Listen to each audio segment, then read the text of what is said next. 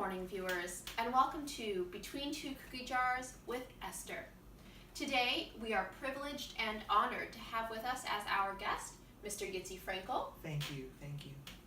Yitzy, who is dashingly handsome, is also a master's student in marketing at Yeshiva University. He is studying under the tutelage of the renowned academic Dr. Jesse Itzkowitz.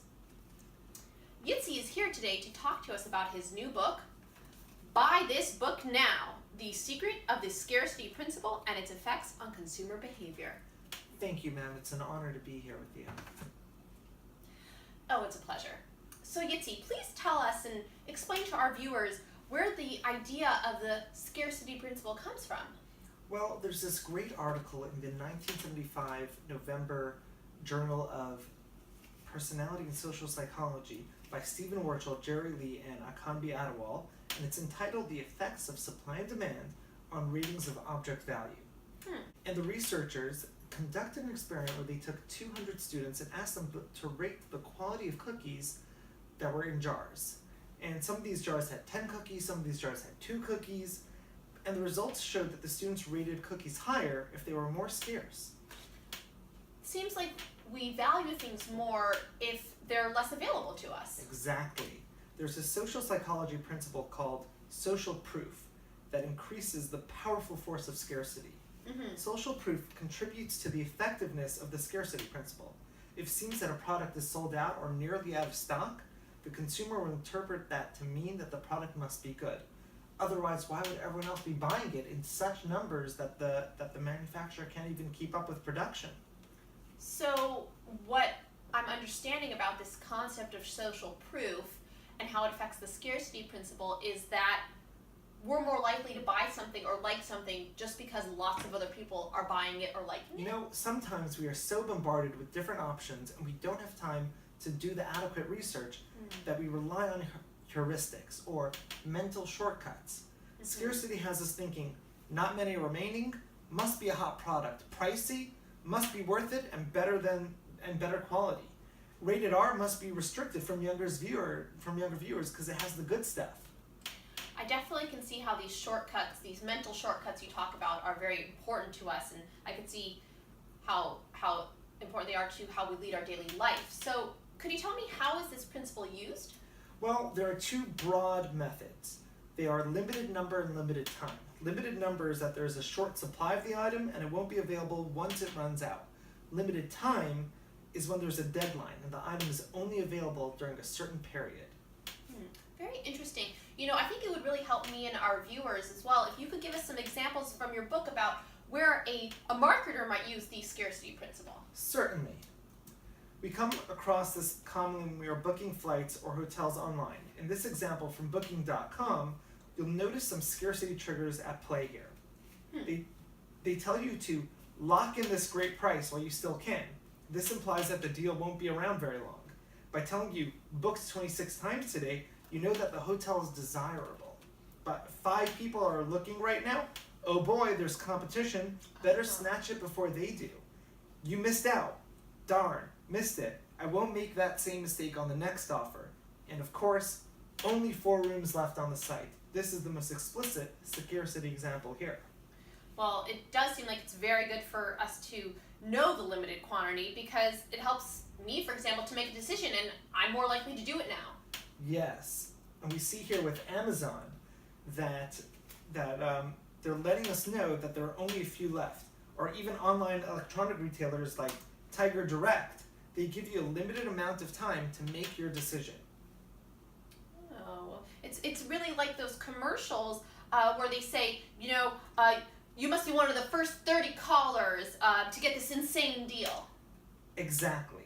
And online clothers like Bonobos and Ministry of Supply employ scarcity when they tell you which sizes and styles are out of stock right up front. Effectively showing you that the product is in high demand and low supply. Yitzy, could you give us some more ideas of this concept of limited time scarcity? Sure. Great examples include anniversary celebrations and sales. Disney, for example, recently celebrated the 50th anniversary of the Disneyland theme park with an 18-month-long happiest homecoming on earth. where they sold products that were related to the day. They had so many different events related to the 50th anniversary. And I'm sure we all noticed this past couple of weeks many holiday specials. Some retailers like ModCloth create special designs just for certain holiday seasons. These designs are only for sale during the festive seasons, so they count as limited time offers as well. Even, heck, my coffee today was designed with Christmas lights from Starbucks. Oh my gosh, I know. It's like this is the only time of year where they make my favorite gingerbread and peppermint ice blendeds. Exactly. We probably wouldn't care if they were available year-round, but because of the seasonal exclusivity and the fact that we can't easily replicate these drinks at home, we expect to pay a premium. Fascinating.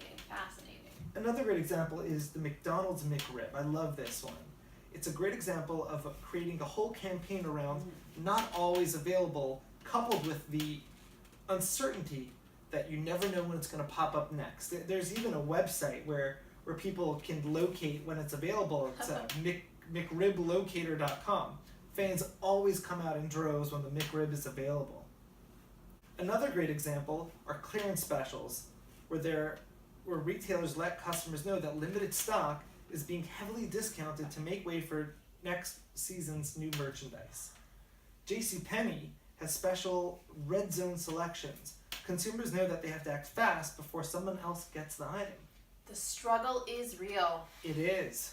Another great example that may be new to many of us are pre-orders. Oh, like products from Indiegogo or Kickstarter?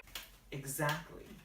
Products launched on these sites are almost always in the pre-order stages, so they offer exclusive incentives to attract funding. From my own experience, recently I purchased the Morph. It's the world's first collapsible foam roller. Fascinating. Well, it was originally expected to ship in August, and I only just received it in December. But in return for backing them and providing the funding they needed to get their product off the ground and start production, I was among the first to receive the product and got it significantly cheaper than the current retail price. Wow. Another project I funded that offers exclusive features only available during the crowdfunding window. It was the Fidget Cube. I don't know if you heard about this one, but it's this product that made tons of headlines all over the world when it launched, and early backers who helped them reach their goal not only would be the first to receive it, but had a say in the very design of the product, including the color, the material selection, and even add-ons. Wow. Not to mention the special discounted price. Of course. This really must give backers motivation to buy it now and buy into the product now. Yes, exactly. Knowing that this is the only time they'll be able to enjoy this deal, and the excitement of being one of the original backers helps projects bring their product to the market as quickly as possible. Yitzy, your examples are so clear and helpful to our viewers in illustrating the scarcity principle. And, my producers are just telling me now that our team of investigative journalists have some great footage of a ticket scalper who is employing some shady techniques of the scarcity principle in trying to sell some ticket sales. So we're going to go to that video now. Let's have a look. Tickets, last tickets. I've got tickets. Who wants them? I'd like a ticket. Oh, man. How much off do you have? 300 each. That's all you can do. These are my last tickets. There's no more seats left in the house. 15 minutes. All right, it's a pretty steep bargain, but 300 in here. That's all the money I have. Excellent. Thank you. Enjoy the show. Tickets. Last tickets. What's the last ones? That was a great example of a scalper using the scarcity principle to sell, the ticket above face value to the beautiful young lady when he convinced her that it was scarce. Wow, it really is so important for all of us, our viewers alike at home, to understand how the scarcity principle works in our everyday lives. Exactly. We are really drawn to things that are exclusive and hard to come by. Scarcity works so effectively because we assume that things are difficult to obtain because they are better. And that's really the crux of the scarcity principle. Letting people know that there's not as many or not as much time, encourage them to purchase the product sooner than later. Wow, well speaking of purchasing a product, we want to just first of all say thank you to Yitzy.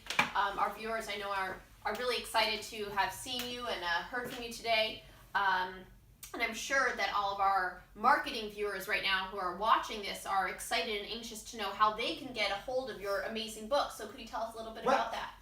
My book is available right now for the extremely low introductory price of $49.99.